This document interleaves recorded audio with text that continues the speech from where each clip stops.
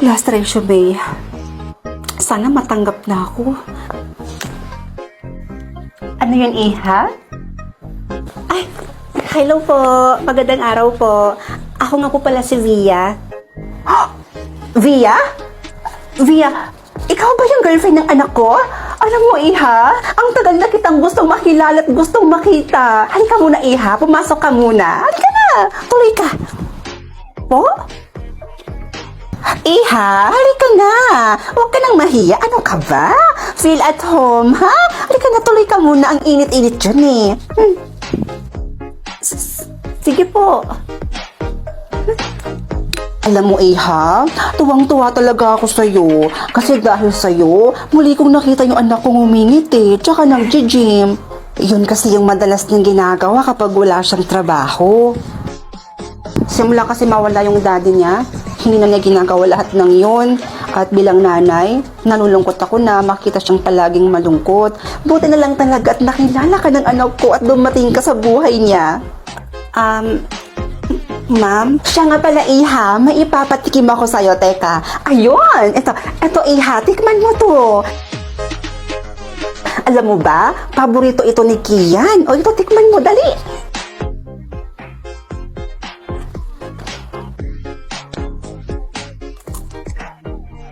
Masarap ba?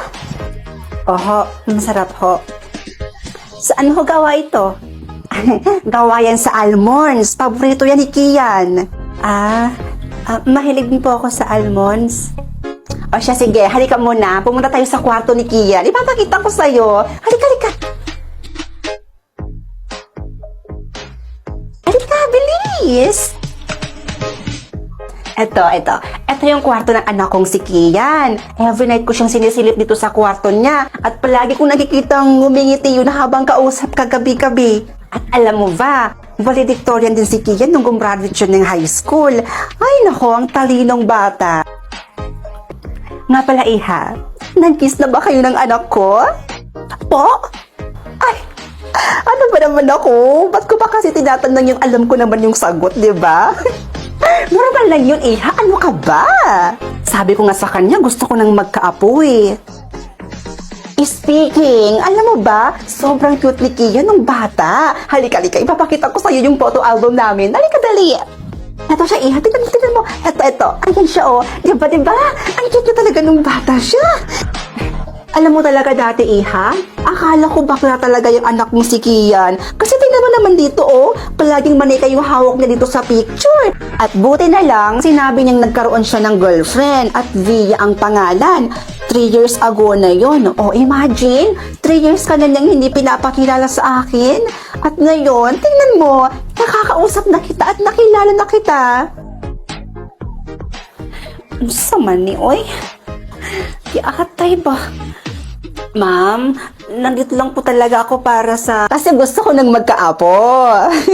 Sinabi ko kasi yan kay Kian. Kaya sigurado akong sinabi niya rin yan sa'yo. Kasi naman, hindi na ako bumabata. Patanda na ako ng patanda. At ang gusto ko, maabutan ko pa yung magiging apo ko kay Kian. Mom, I'm home. Nandyan na yung future husband mo, ha? Ay nako, sigurado akong magugulatin na makita kang nandito. Halika, puntahan natin siya. Ate, ano nang gagawin ko? Nandito lang naman ako para mag-apply ng katulong eh. Uy, hi anak! Alam mo anak, na-meet at nakilala ko na yung girlfriend mo. Oo, nandito siya mismo sa bahay natin. Ha? Girlfriend? Nasaan? Lagot. Ay, teka anak, tawagin ko. Via, Iha, halika na. Lord, kayo na po bahala sa akin.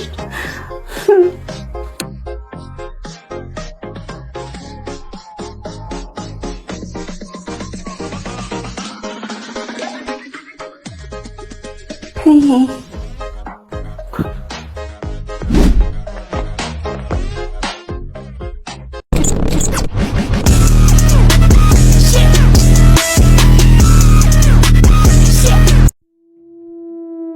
Oh my God, be. Tingnan mo si Jessa. Nagsasalita siya mag-isa. Ay, nako, be. Baka naman ano lang yan. Lasing, di ba? Kilala mo naman yan si Jessa, di ba? May pagkakrung-krung yan. Be, hindi talaga. Tingnan mo, may paturo-turo pa siya. Oh, naku, natatakot na ako dyan. Oo nga, parang may kausap talaga siya. Natatakot na ako para sa kaibigan natin. What if tumawag na kaya tayo ng doktor? Ganito na lang. Sundan natin siya kung saan siya pupunta. Kaya nga parang iwan. Oh, ayun naman siya. Sino naman ba kausap niyan? Oh, saan ka? Ay nako, sakto. Pupunta rin ako doon ngayon. Ano lang kaya? Kumain na lang kaya muna tayo. Sabi sa'yo, B.E. Malala na talaga yan Tingnan mo, inaaya niya pang kumain. Be, kinakabahan na talaga ako para sa kaibigan natin. O siya, sige na. Sabay na tayo. Sige na, tara na. O, tara na. Sige. Ay, tara na. Sundan natin. Jessa? O, bakit? Be, okay ka lang ba? Nagsasalita ka kasi mag-isa. Ano? Nagsasalita ako mag-isa? Oo, be. Naalala ko yung nasa CR ka tsaka doon sa court. Nagsasalita kang mag-isa. Hindi. Kausap ko si Gio.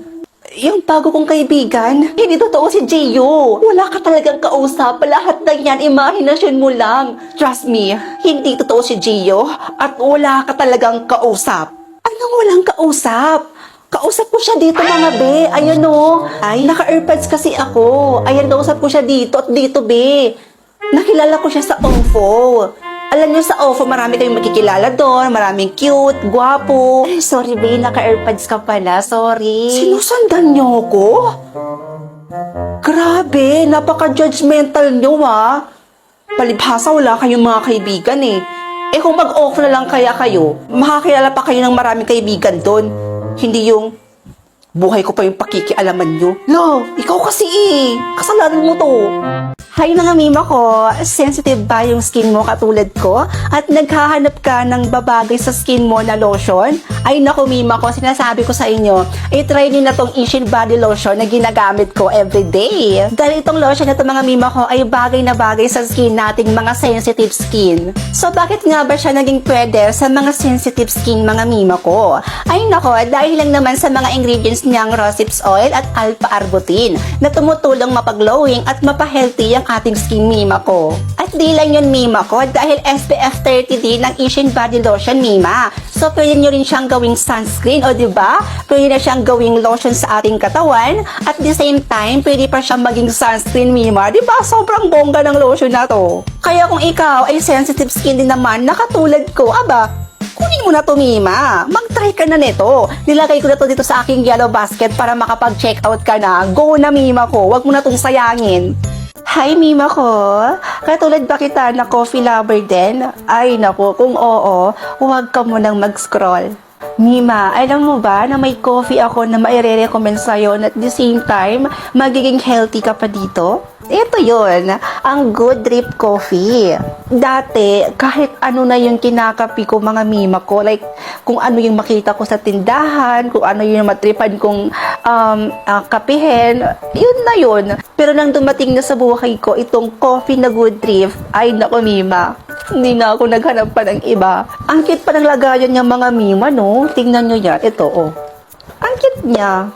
Sobrang sulit na ng pera mo dito mga mima ko. Dahil 10 sachet na siya at mima ko hindi talaga tinipid. Tingnan nyo yan.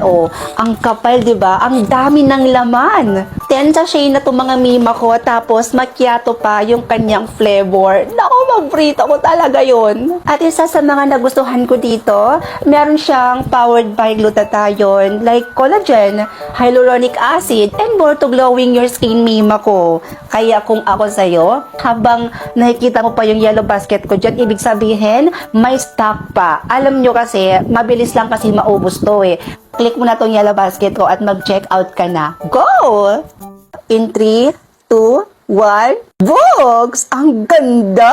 Pasabog! Dito naman sa kabila, normal speed at walang cut. Tingnan mo. Oh, Pak! Sino ka dyan? Mga mima ko walang halong biro. Sobrang ganda talaga ng Washado Magnetic Eyelashes na to. So, meron na siyang eyelash cleanser at eyelash fixer. At meron na din siyang ganitong ka-cute na ewan ko kung ano ba to. Para siyang kandila mga mima ko, diba? Tingnan nyo, ang cute niya talaga. At itong eyelashes. At syempre, may lagayan. At nasa loob na rin yung applicator ng eyelashes natin, mga mima ko, diba? Ganito lang naman yan siya kadali i-separate, mga mima ko. Meron na rin pala tandaan sa applicator, mga mima ko, na up and down. So, ayan, kapag mag-apply na kayo, kailangan nyo muna mag-apply nitong eyelash fixer natin para mas tumikit yung lashes natin. And books, ganun lang. Ganun lang siya kasimpleng ilagay. Same process lang naman sa kabila. And just like that, meron ka ng bonggang-bonggang lashes, mga mima ko. And mga mima ko, 2 lashes pala yung binili ko from Washado. So, ayan, isusuot ko na para may compare na natin doon sa naunang nagamit kong lashes kanina. Pugs, di ba? Hindi siya ganun kakapal, mga mima ko. Parang normal lashes mo lang siya, mga mima ko, kung titingnan. So, ang nagustuhan ko dito sa Washado, mga mima ko, sobrang dali lang niyang i-apply at hindi siya mabilis matanggal. Ah, diba? Tingnan nyo naman yan, mga mima ko. Sobrang ganda. Perfect na perfect this holiday season. Sobrang worth it at magagamit din ng pangmatagalan. Mag-check out ka na hanggat maaga pa. Wow!